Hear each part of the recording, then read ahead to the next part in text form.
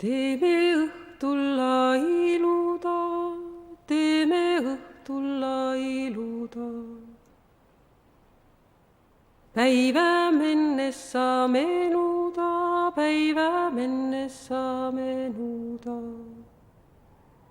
Ilu kuulub Hiiumaale, menu meie maarajale. Hiiumaa kuused kuumavad, Hiiumaa kuused kuumavad.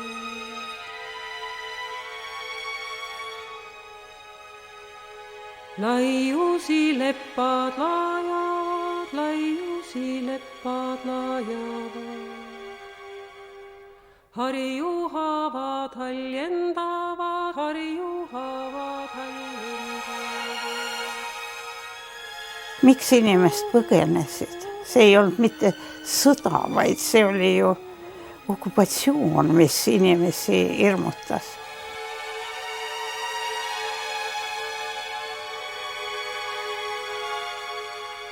Nende põgenemine oli päris dramaatiline. Üks niisugune väike võimalus avanes, et Tallinna kaudu võis paadi peale saada ja Rootsi. Ja paljud trügisid sinnapoole, vanematel õnnestus saada ühe laeva peale.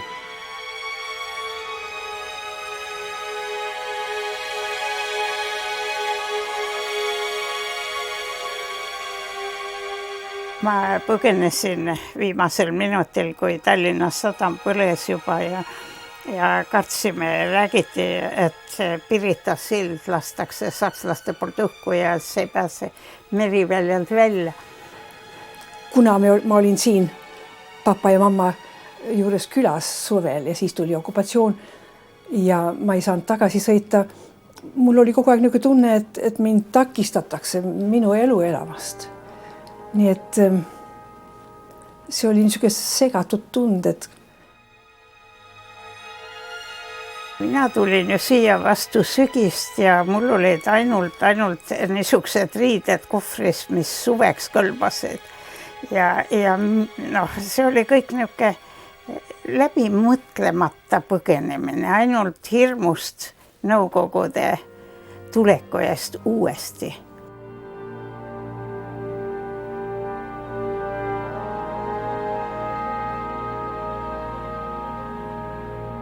Kui sa oma maalt ära pead minema, sunnitud oled ära minema, see on üks nii suur sündmus, et see eraldab sind kõigist teistest. Ja siis see on üks valiku tegemine, eks ole. Mõned tulid ja mõned jäid. Ja see valiku tegemine on üks hädaohtlik asi, sest et siis tulevad need mõtted, kas ma tegin õieti, kas ma tegin valesti. Kas keegi paneb mulle süüks, et ma sõitsin.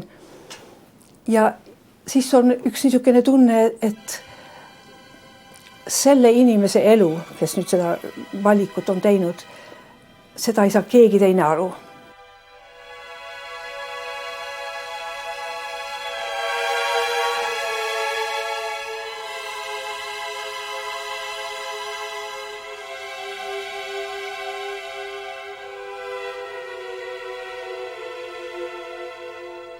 Kui isa Rootsi saabus, siis oli tema kindel soov, et ta saaks kuidagi jätkata oma tööd heliloojana.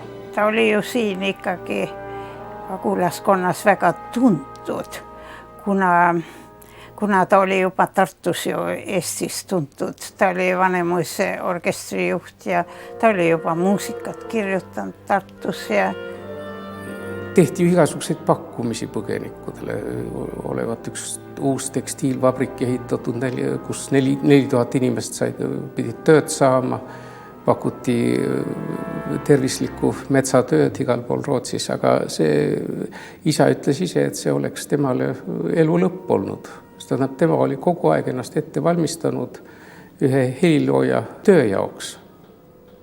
Tumina kurbloolus oli see, et ta oli eestlane, ta oli väikese maa esindaja. Ta ei olnud mitte mingisugune niisugune inimene, kes oli Vene esindaja, näiteks Šostakovitš või Prokofjev või Stravinski ja muud mehed, kõik olid väga tähtsad maailmas, ta oli venelane ja ta oli vene ja nad on väärt seda, ma ei räägi mitte midagi, aga poliitiliselt olime me väga teistsuguses olukorras ja väga situatsioon oli niisugune, kus oli väga raske aru saada, mis maailmas me üldse veibime.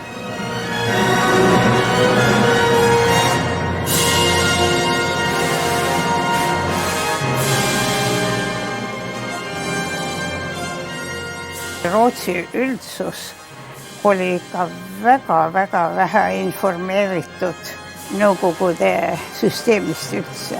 Niisuguseid küsimus, mida meie siin pagulastena saime, tänapäeval keegi ei usuks, aga nii see oli. Kui mina näiteks oma ühes raamatuäris, kus ma töötasin, rääkisin oma töökaaslastele, kuidas küüditamine toimus, siis enamus nendest inimestest reageeris niisuguse küsimusega, aga miks teie politseile ei helistanud, kui niisugune asi juhtus?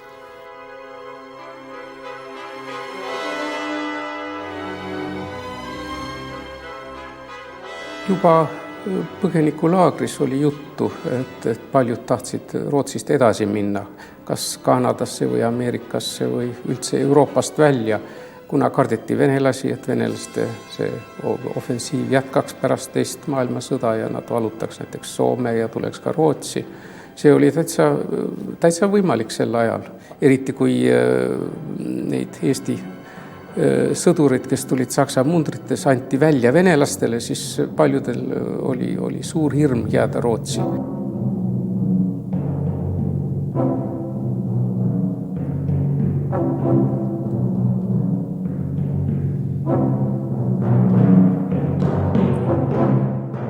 Aga samuti oli jälle raske veel kord nullist peale hakata, kõik maha jätta ja täitsa algusest peale hakata uue karjääriga, uue eluga võõral maal, võõra keelega. Tema muusika 5. sümfoonia oli siis esimene, mida ta kirjutas siin Stockholmis ja mida ta Rootsis siis näitas oma tõesti, oma sügavad tundeid, mis see inimene elas üle seoses äratulekuga kodumaalt ja see traagika, kõik, mis on seotud sellega.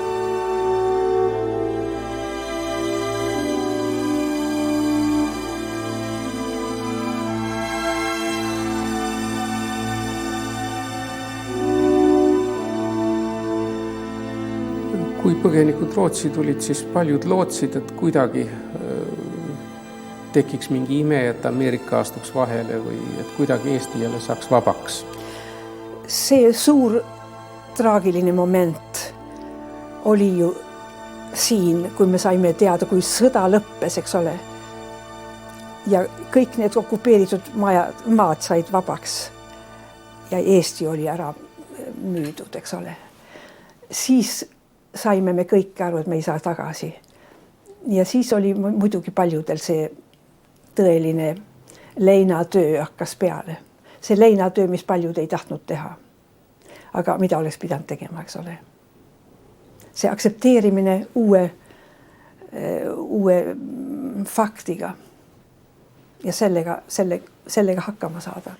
Aga ma tean nii paljusid, kes ise rääkisid võib-olla pool aastat või aasta hiljem, et nad ei ole muretsenud ei mööblid ega mingit koduvarustust, sellepärast, et nad elasid oma kohvritega, kaasa toodud kohvritega, kusagil said korteri ja nad leidsid, et ei olnud vajadust midagi muretseda, kuna me lähme tagasi siit kõik. Võib-olla nad ise, kui nad tõsiselt järgi mõtlesid, siis oli see nagu utoopia. Nad tundsid ju, mis venelased võisid teha, kui see ei olnud mitte esimene okupatsioon. Aga aeg-ajalt siis see lükati järjest edasi see tagasipöördumine ja need lootused ja kuni need lõpuks lihtsalt haihtusid.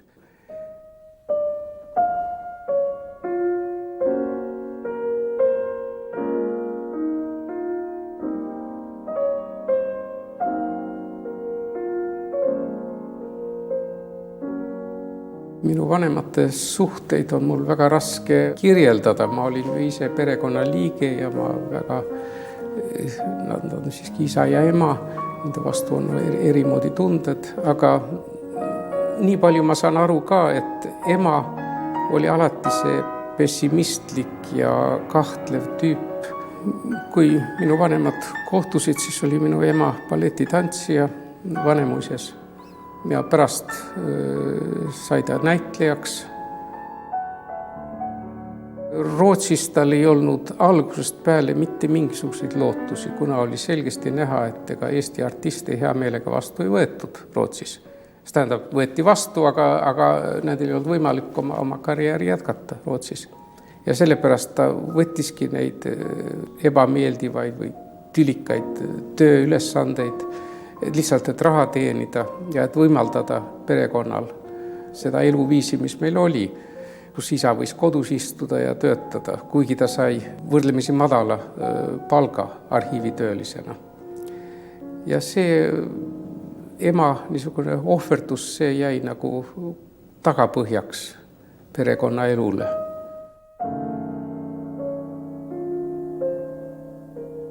Aga samuti oli minu emal alati see anne, et ta võis momendi pealt jälle rõõmsaks, säravaks seltskonna inimeseks muutuda, pani ennast hästi riidesse ja rääkis säravat konversatsiooni. See oli teatriinimese roll, mis ta siis võttis oma peale.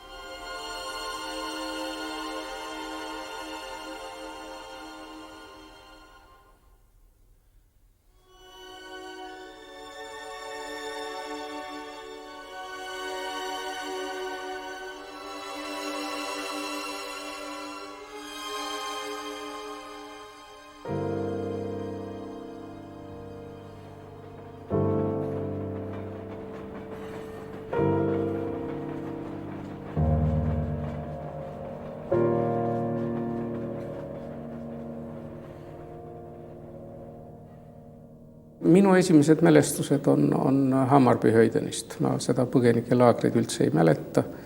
Küll mõnda mänguasja võib-olla sellest ajast, aga rohkem ei midagi. Hammarbyhöjden oli sel ajal Stockholmi eeslinn, kaunis väljas, metsad hakkasid kohe pärast seda peale. Seal võis ka põtre näha metsas ja seal lõppeski linn.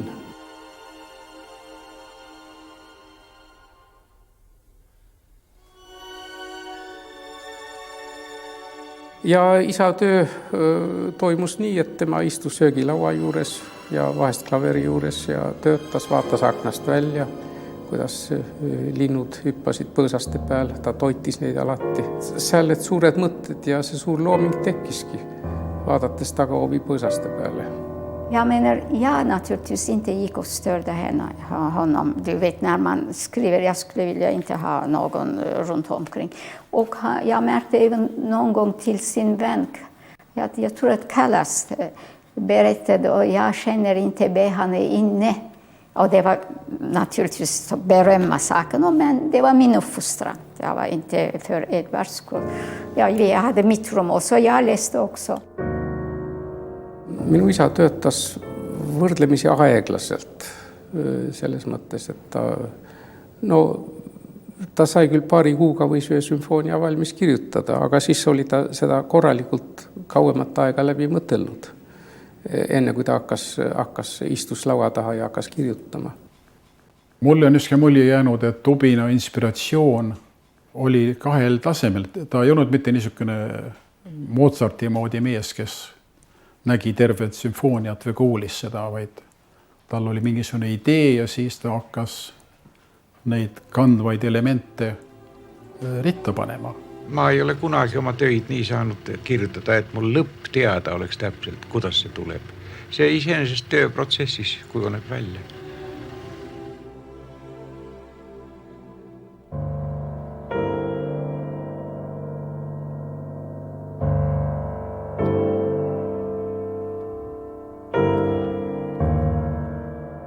selle eelmise sajandi heliloojatest isa võib-olla kõige rohkem hindas Stravinskit ja Bartoki.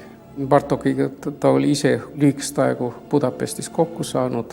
Ma arvan, et nende muusika võib-olla oli ta tema oma muusikale kõige lähedasem selle selge rütmitundega ja nende eksperimentidega, mis ka seal oli. Ma arvan, et seal on selgeid paralleele, ka just, et mõlemad, nii Stravinski kui Bartok olid mõlemad pagulased.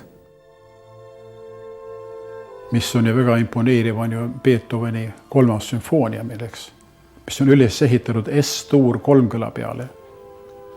Ja mis sellest lõpuks välja tuli. Ma usun, just asjad oli Tubinale väga tähtsad, et üks lihtne motiiv kandis üles suure dramaatika. Selle vastu seda 12 tooni muusikat ta eriti hinnanud. Ta küll uuris seda, ta ise ka kirjutas selles laadis varjatult, näiteks see 7. sümfoonias on selliseid elemente, aga ta seda sugugi ei hinnanud. Ta leidis, et see oli liiga lihtne niiviisi kirjutada. Tubin ei ole mitte konservatiivne helilooja, aga ta on alalhoidlik. Ta ei viska mitte häid asju üle parda, sellepärast, et kuskil keegi on välja mõelnud mingisuguse süsteemi või tema loominguline ideaal oli järjekindlam. Tal ei olnud vaja mingit eksperimenti selleks, et ennast väljendada. Tubinal oli ju võimalust teiste heliloojatega läbi käia, aga ta ei teinud seda. Väga vähe. Ma ei tea, miks.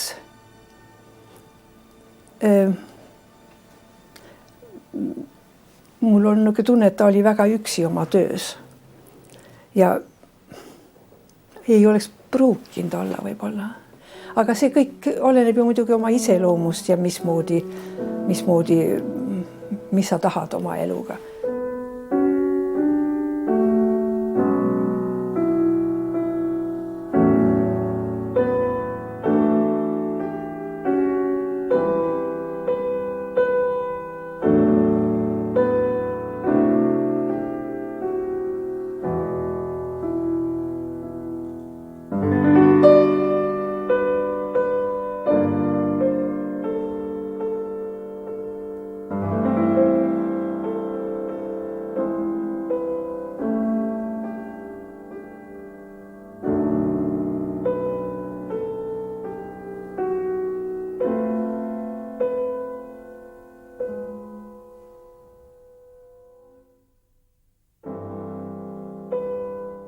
Tubina muusika juures mind võlub vist see tunne, mis seal on, et seal on Eesti muusika, aga seal on üks väga internatsionaalne vool sees. Ta viib need kaks väga intiimselt kokku. Täiesti selgelt on see tunda ja niisuguses asjas nagu balett-kratt.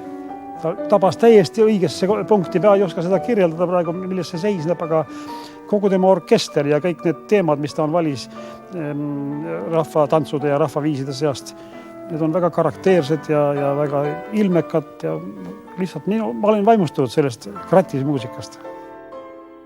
Mingi mõtteühtlus meil oli. Kuigi jah, tema loominguline käekiri on ikkagi teistsugune kui minu oma. Ja ta hulk aega ei tunnistanud päriselt seda minu niisugust arhailist rahvaviisi käsitlust, mis jätab viisi pidevalt muutumatuks, kordab ühte sama kogu aeg. Et ta seda hulka aega ei tunnistanud, aga pärast olla siiski leppinud, et nii võib ka. Tema enda põhimõte oli see, et rahvaviisi tuleb siiski töödelda või niimoodi teha sellest kunstiteos. Ma ei usu seda, et ta väga mõtles, et ta on väga Eesti helilooja. Ta oli maailma helilooja. Ma ei usu seda, et tema ütles, et ta teadis, et ta on eestlane, et ta kirjutab muusikat, aga ta ei kirjutanud seda mitte sellepärast, et ma kirjutan oma muusikat Eestile. Ma kirjutan muusikat maailmale. Et ma olen eestlane, ta oli uhke selle peale. Ma olen päris kindel, et ta oli uhke, et ta oli eestlane. Ja ta teeb Eesti jaoks midagi väga tähtsat. Aga ta kirjutas oma muusikat maailmale.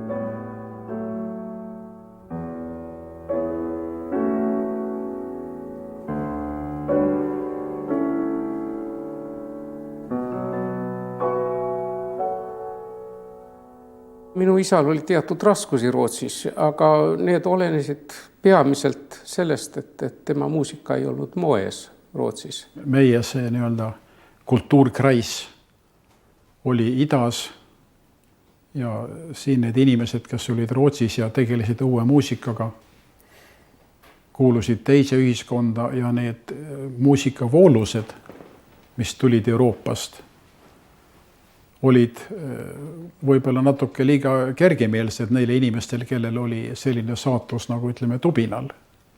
See kõik, mis need loovad inimesed tegid, see oli eestikeelne ja meelne ja ega kunstnikud ei saanud oma töid müüa siin. Ja no muusikaalal täpselt samuti. Rootsi ühiskonda ei pääsenud sisse välismaalast. See oli väga suletud ühiskond. Nendele panti omaette silt külge, need on nüüd need põgenikud, kes on Rootsi tulnud ja et nende kultuur käib selle sildi all, selles kastis. See on pagulane ja see on välismaalane ja see ei kuula meie hulka ja meil ei ole nagu kohustust seda muusikat ette kanda. Ma leian, et kõik süüdistused peaks maha jätma, et see oli rootslaste süü või see oli nende süü, et nad temast aru ei saanud. Ma mõtlen, et nii lihtne see ei ole. Nii lihtne see ei ole. Seal on enesel siiski kah palju vastutust, mismoodi sa elad, mis sa valid. Need valikute asjad.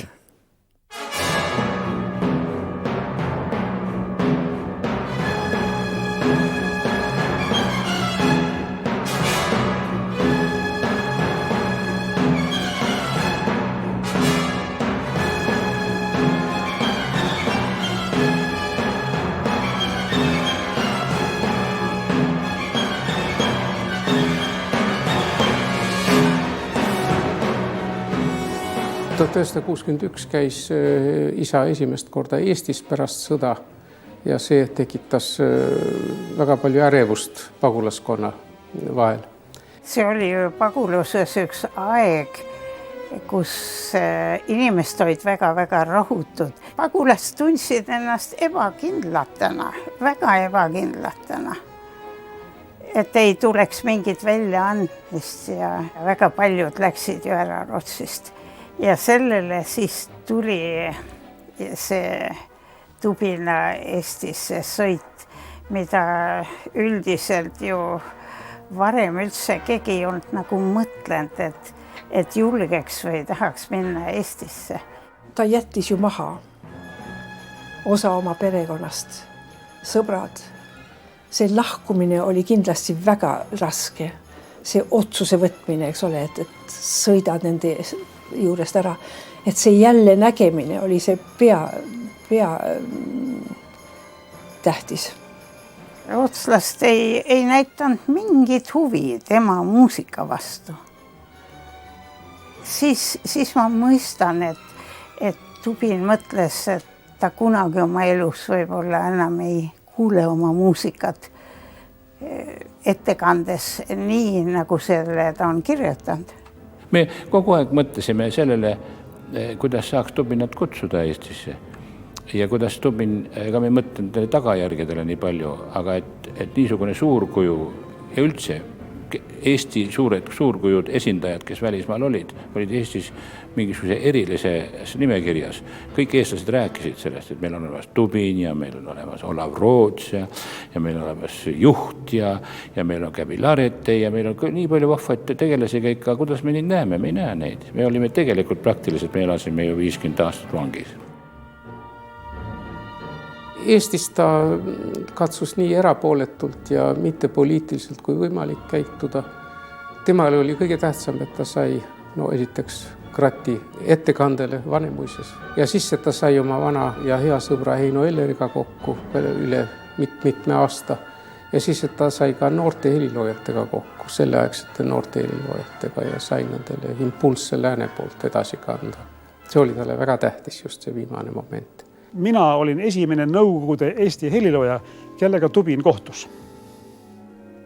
Kui ta tuli Eestit uuesti külastama 1960, ma kohe ütlen, 61. aasta detsembrikuus ja ma mäletan täpselt, et ta jõudis Tartusse otse vist Leningradi kaudu ja esimesel õhtul kohe, kui ta saabus Tartusse, pani siis Kaarel Ird Tubinat ja mind istuma kõrvuti loosi ja laval läks üks vene draama Ookean nimeks, millele mina olen kirjutanud tohutu hunniku muusikat. Nii et see oli esimene Tubina mulje siis Nõukogude Eestist. Ma mäletan seda, et ma hakkasin Tubina ees kuidagi vabandama, et see muusika on hiigla kiiruga kirjutatud ja et selle tõttu ei ole võib-olla hästi läbi mõeldud ja Tubina võtab selle peale, et vastab nii, et aga nii seda muusikat kirjutataksegi. Kollegiaalselt. Väga tore. Ta oli väga tore lahe mees. Kratiga oli ju nii, et see partituur põles ära, kui Estoniat pommitati 1944. Keset etendust tuli suur õhurünnak, mis põletas Estonia teatri ära. Ainukene käsisti kirjutatud partituur, mis oli, see jäi puldi peal ja see põles ära. Minule jäi järele vanemuses tarvistusel olev orkestrimaterjal, tähendab. Partituuri muidugi enam ei olnud. Selle ma rekonstrueerisin hiljem siis. See töö võttis mul ligemale aasta ära. Isa laotas kõik need noodid üle köögi laiali ja siis käis ühe juurest, viiul oli sääl ja trompet oli sääl ja bass oli sääl ja kogus need kokku ja tegi sellest uue partituuri. Ja see oli üks lootusetult tüütav töö. Ta ise ütles, et teist korda niisugust asja ei võtaks küll ette. Oleks võib olnud lihtsalt täitsa uue balleti kirjutada. Et Tubin käis Eestis, see oli niisugune tohutu mõju Eesti heliloojatele. Just Eesti heliloojatele. Minu meelest Eesti heliloojad hakkasid paremini kirjutama pärast seda. See oli mingisugune eriline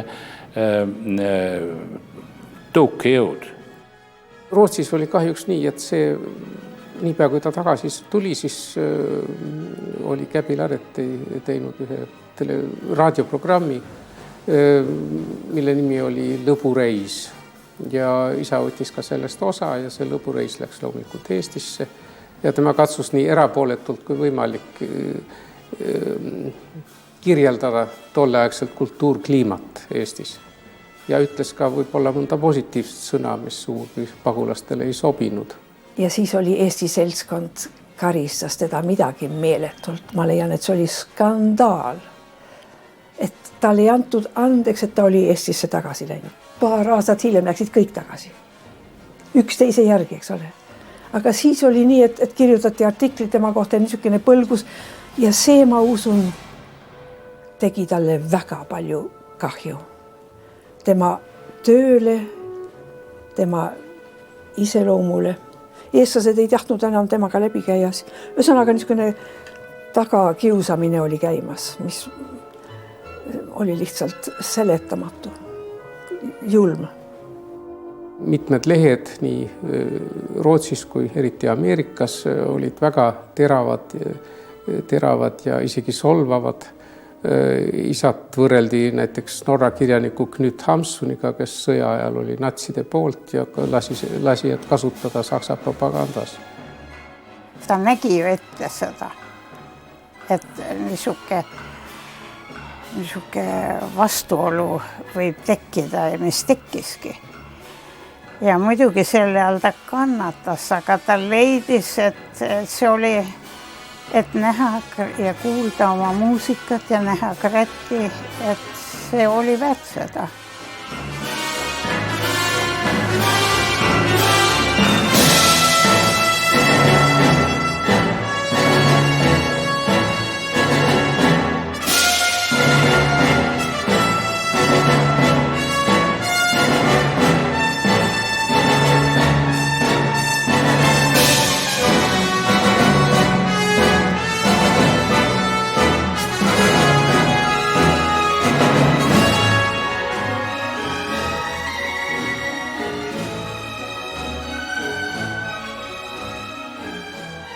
Tõsi on küll, et ta nendes aastates kirjutas muusikat, mis ei olnud eriti nii ütelda positiivne.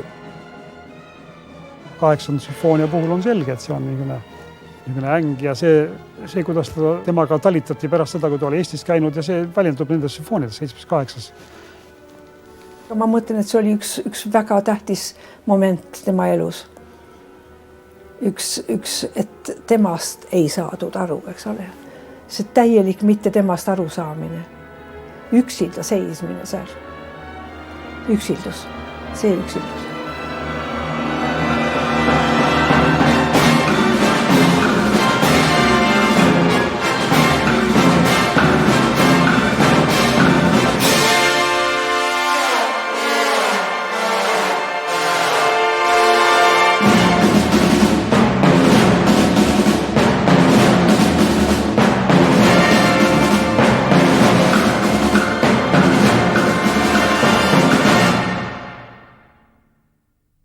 Minu isa katsuti väga mitmed moodi Eestisse tagasi meelitada. See oli omal ajal üks suur ettevõte, kus KGB ja selleaegne Eesti juhtkond ja paljud kultuurtegelased olid kõik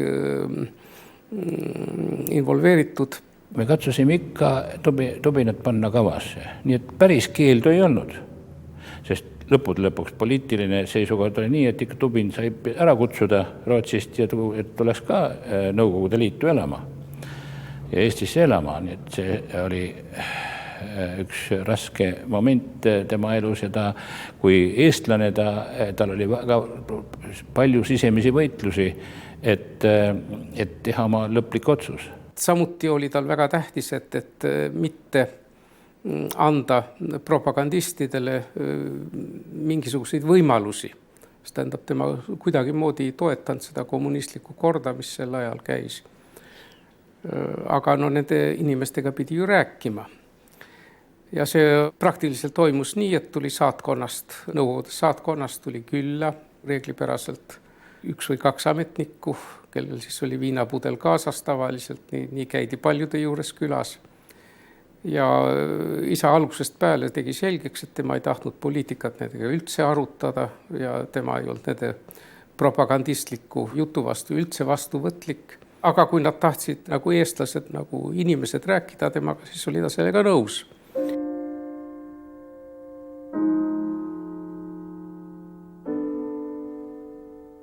Seda ei tohi keegi öelda, et nad unustasid ära oma kodumaa, need, kes siia tulid. Või meie, vaid kodu igatsus oli kõikidel väga tugev. Talle korduvalt tehti pakkumus, et jääda Eestisse. Sellest ta kategooriliselt keeldus, sest ta teadis, et tema vabadus oli palju tähtsam kui need parimad töövõimalused, mis talle oleks võib-olla antud Eestis, võrreldes olukordadega Rootsis. See vabadus ja see kontakt Läänemaa muusika arenguga olid talle palju tähtsamad. Nagu ta ise väljendas seda, et ükskõik kunas oleks tal võimalik välismaale reisida. Ta ise esitas selle küsimuse ka ühe funktsionäärile, kes ja sõnades, et kas ma võiks, kui ma tahaks, kas ma võiks Londoni sõita.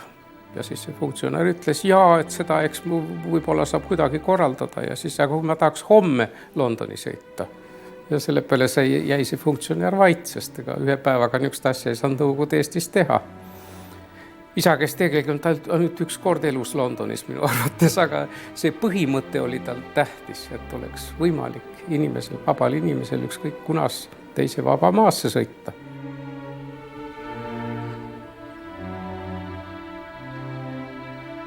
Ta käis mitmekordselt Eestis, ma arvan, et 9 korda, keegi on välja rehkendanud. Siis tekkis huvi ooperite vastu ja tänu kontaktidega Eestis tekkisid Barbara von Tiesenhusen ja Regi õpetaja. Eestist selle järgi rohkem tellimisi ei tulnud, sest siis tuli jälle see Brežnevi aeg ja siis teda jälle keelati ära üks vahe. Ja kui ta Rootsis suri, siis ta oli siin Eestis keelatud sel ajal. Tema oli sellest ise üle.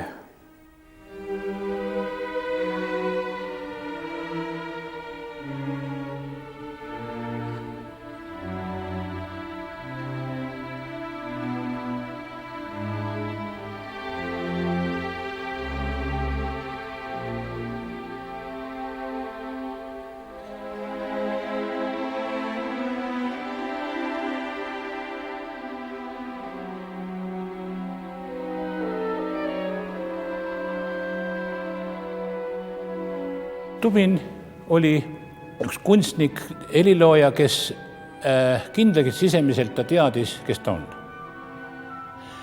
Ja igal inimesel on teatavas mõttes oma uhkus olemas. Et ma olen see ja ma teen muusikat, mitte enda jaoks nii palju, ma teen ka kellegi teise jaoks seda muusikat, ma teen rahvale seda muusikat. Minu muusika kuulub mitte minu 4 seina vahel helilooming, et ma mängin siin kuskil ära korra ja see on kõik. Ei, ma teen maailmale seda muusikat. Ja see teadmine oli Tubinal kindlasti, et see traagika, mida tema oma muusikas teed, maailm saab sest teada.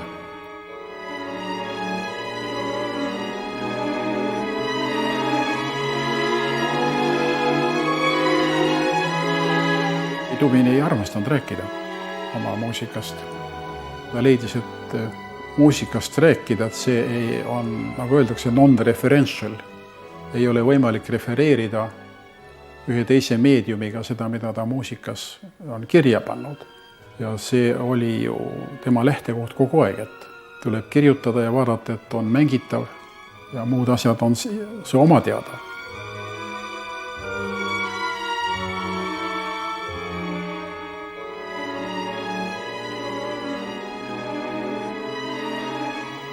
Minu isal oli kõva tunne, et ta ei tahtnud üldse oma teoseid, oma töid, nende eest reklaami teha või neid teistele välja pakkuda.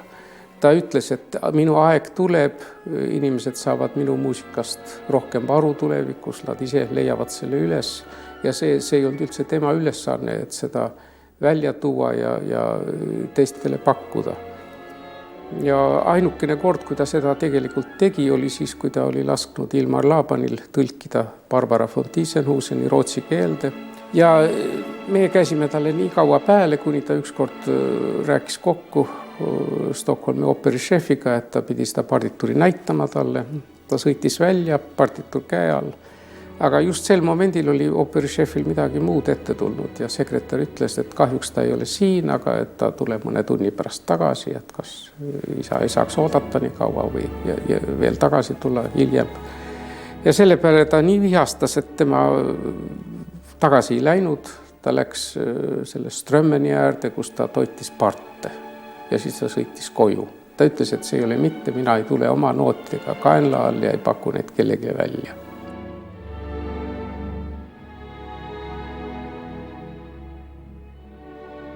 Tema muusika kvaliteet on hoopis kõrgem kui see, mis tänapäeval juhtub.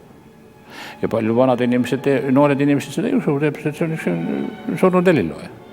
Eks ole? Ja tema aeg on möödas. Tegelikult tema aeg tuleb veel. Minu meelest tema aeg tuleb veel.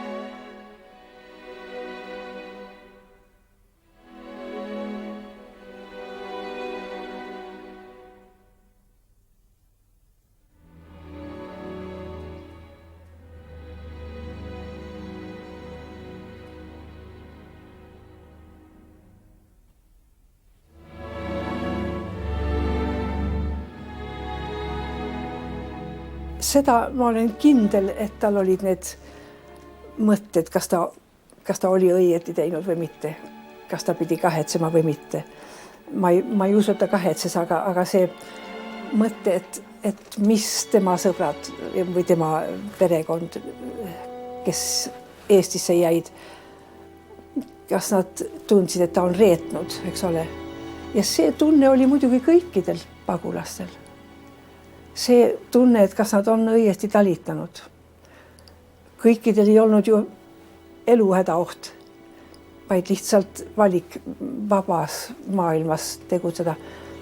Ma mõtlen, et väga paljudel oli see kahtlus, eluaeg. Et kas mul oli õigus seda teha.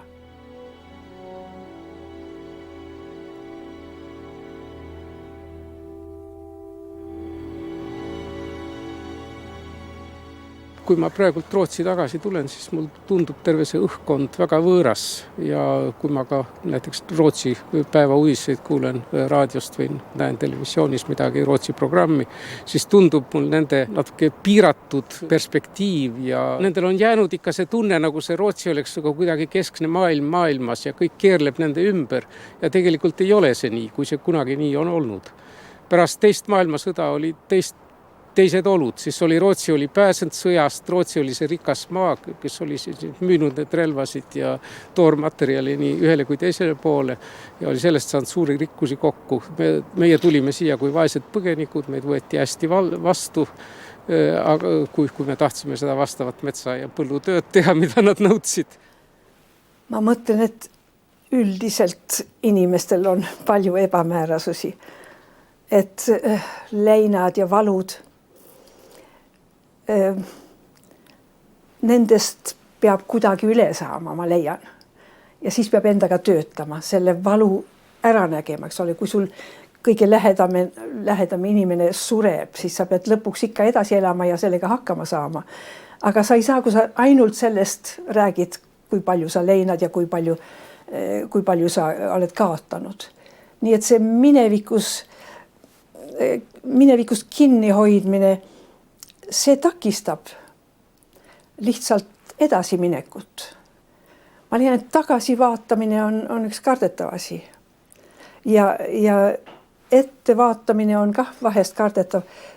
Just sellel silmapilgul elamine, kus sa nüüd oled ja teha sellest kõige paremat, see on minu arvates ideaalne, aga ma ei tea, kas see on nüüd mingisugune illusioon.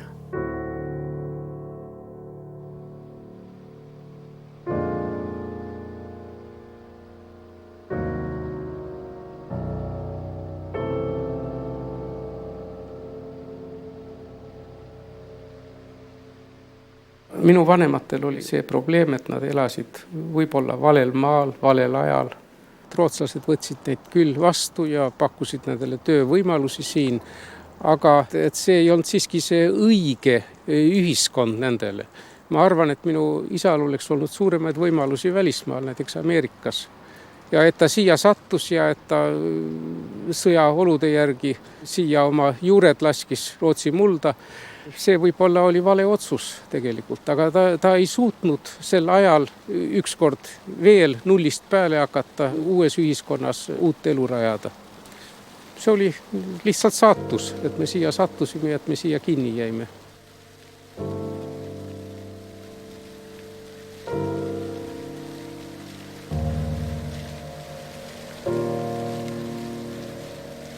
Minul jäi alati mulje, et tal on üks teatud sisemine rahu.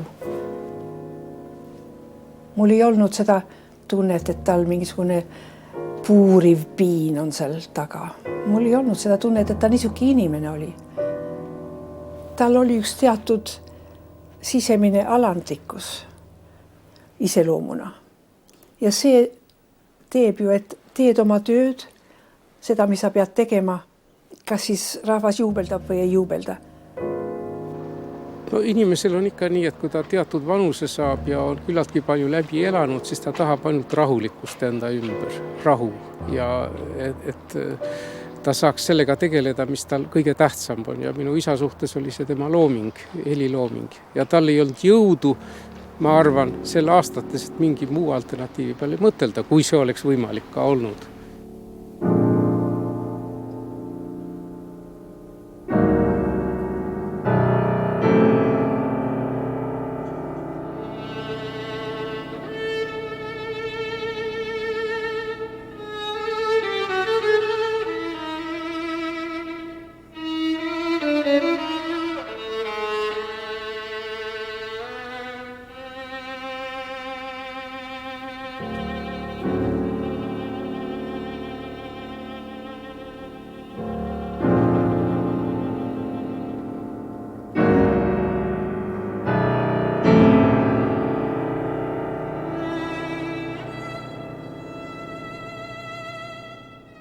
Ma pidin helistama Tubinile, Tubin oli haiglas ja minu südamesoov oli tegelikult kõik Tubina tööd heliplaanistada. Ja Tubinile sai sellest räägitud ühte lugu ja tema kui helilooja oli sellest tohutult sisse võetud. aga kas see ikka toimub või ei toimu, seda ikkagi ei teadnud seda asja. Ja mul oli siis kokku lepitud juba kõik BIS firmaga ja kuna ma olin siin Göteborgis peadirigent ja Rootsis juba natuke tuntud, siis ma ütlesin, et tubinatsükkel on vaja ära teha. Ja Tubin ei teadnud seda, aga siis ma andsin talle teada haigevoodis juba, nii et sugulased olid tal juures ja ma ütlesin, et kuule, ära muretse, kõik sinu helitööd saab ära plaadistatud lähemas tulevikus. Siis oleks ta siis näinud seda nägu, nagu pärast räägiti, mis nägu tal oli, noh, siis ma võin rahulikult ära surra.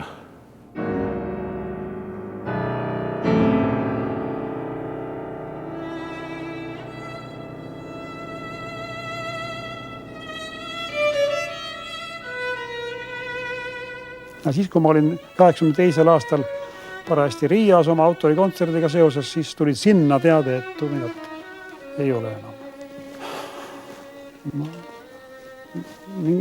Ma ei oska öelda, mingi masendus oli kindlasti. Ja.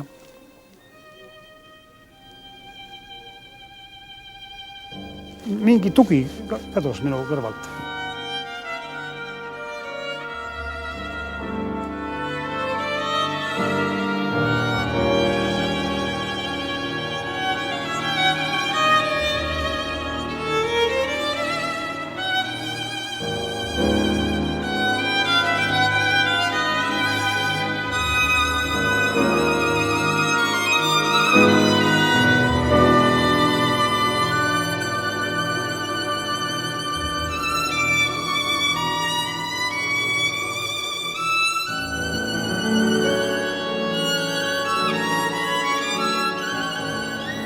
Mida mina kahetsen on see, et mina sel ajal, kui nad hakkasid vanaks jääma, et ma nendest küllaltki nii palju aru ei saanud ja ei oleks vaatanud nende peale niivõrd objektiivselt väljast poolt, et ma oleks ise hakanud nende elu rohkem küsima, nende püüdeid, nende ajalugu, kõiki neid olusid, milles näiteks isa oma töid kirjutas, missugust inimestega ta kokku sai, ka ema suhtes, kes tema kolleegid olid ja mis suhtumised nendel olid. Kõike seda dokumenteerida oleks olnud võib-olla minu ajakirjaniku elu kõige suurem skuup. Aga mina lihtsalt ei näinud seda, mul lihtsalt ei tulnud see mõte. Ja siis nad olid surnud ja mis nüüd järjel on pildid, on artiklid, on kirjad. Ja nendest ma katsun nüüd seda pilti kokku panna, mis mul siis ei olnud võimalik sel ajal.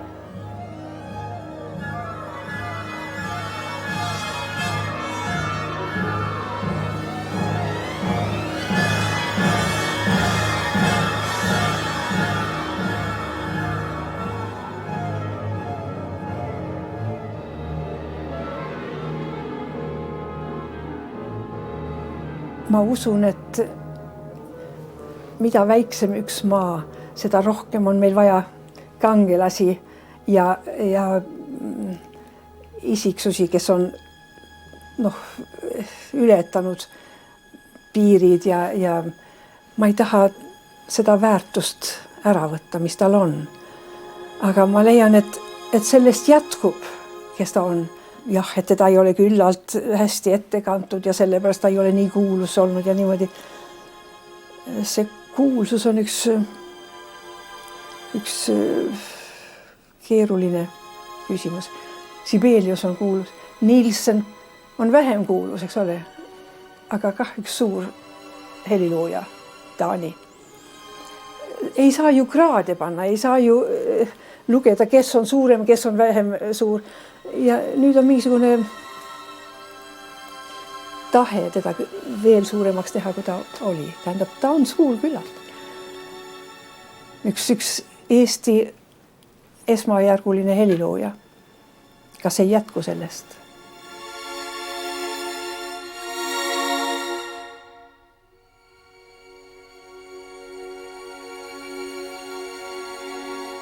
Kui ma saaks oma isa jaoks midagi suurt ära teha, siis kõige suurem asi, mis ma saaks teha ja mida ma loodan, mida ma olen ka väikselt alustanud, see on, et tema töid üle maailma levitada.